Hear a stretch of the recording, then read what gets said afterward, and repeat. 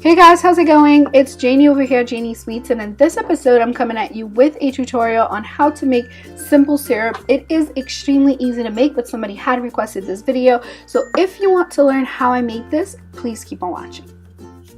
So to begin, you need to add to your pot equal amounts of sugar and water. In this case, I am using 1 cup of sugar and 1 cup of water, and you're just going to stir it and then let it boil so that the sugar completely dissolves in the water.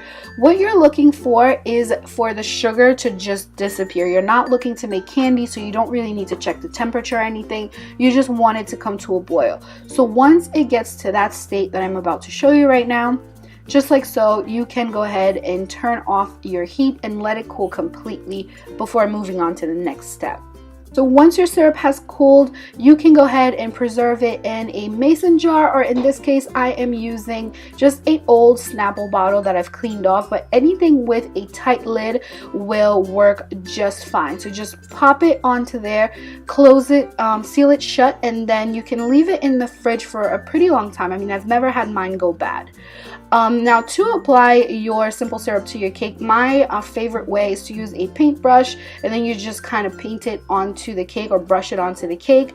Another way is you can use a soaker, but those are kind of expensive. I have kind of found a way to make my own. So I found this on Amazon. It is a camp shower, like a wireless shower.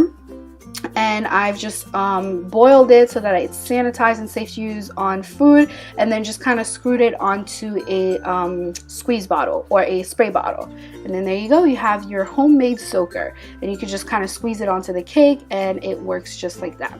Another way is to use those little things with the nozzles. You can kind of just place it on there and then squeeze it onto the cake, and then there you go, you have your simple syrup cake. Now I know that simple syrup kind of seems appealing. I know a lot of newbies, I definitely did the same, want to just go ahead and start soaking their cakes in simple syrup. You have to make sure that you don't use simple syrup on box cake mix. Like, that is so moist that once you put the syrup on it, it just kind of makes it soggy.